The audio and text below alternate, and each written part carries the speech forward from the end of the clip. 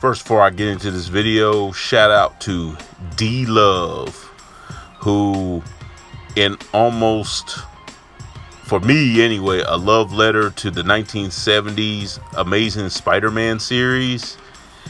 He took the theme from season 1 and put a little hip-hop flavor to it, which to me sounds nice because I always preferred this theme over the later funky jazz disco one. But anyway, to the subject at hand. So Sony, apparently talks between Sony and Disney and Marvel Studios have broken down about the use of Spider-Man. So apparently Spider-Man's rights will be completely reverting back to Sony at the end of this deal, because he has one more film in the contract. They have one more movie and one more appearance in the contract, but after that, Spider-Man will completely be the property of Sony again. Now, many are looking at Sony's side eye, but in my opinion, I think both sides are to blame, and both sides are only which granted, it's the bottom line. You got to look at the money. But I think both sides are being terribly short-sighted. And one of the big rumors is that Disney tried to cut in on a lion's share of the profits and leave Sony with very little to nothing. Now, if that is true, I don't know if it's true or not, but if that is true, I have to side with Sony a little bit on this one, because let's be honest. It was, let's be honest. Marvel Studios is making boatloads of money. You gotta say that. Even their lower ranking movies are making in the hundreds of millions. Like, for example, the first Guardians of the Galaxy made like over $700 million.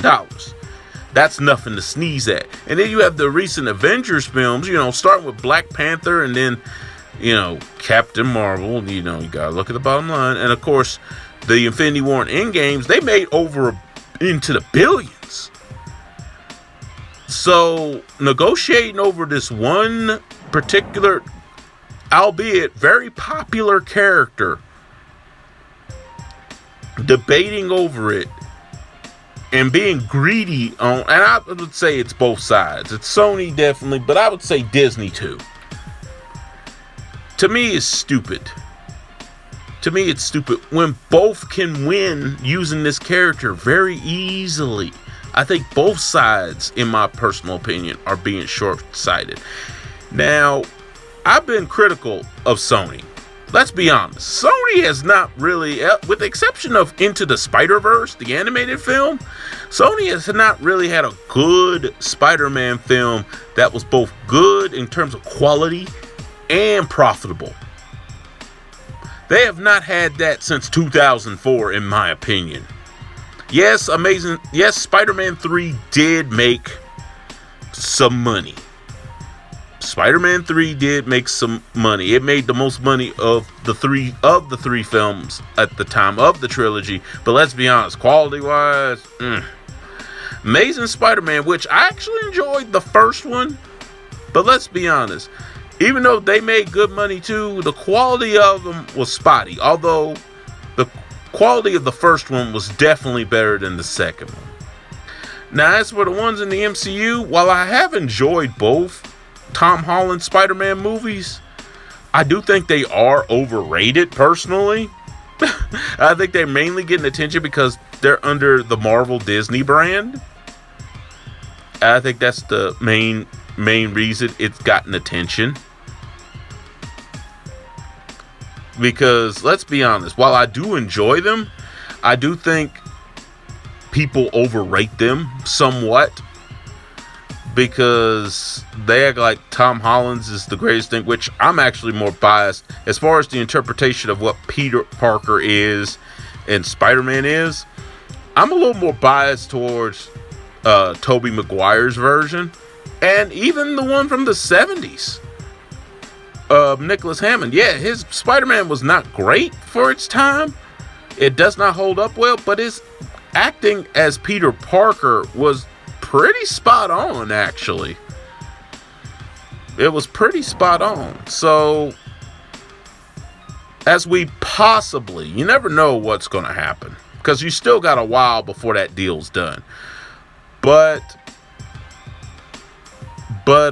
as we possibly are saying farewell to Spidey, which is going to mess up some storylines that the Marvel Disney has. It's going to definitely change some storylines and such.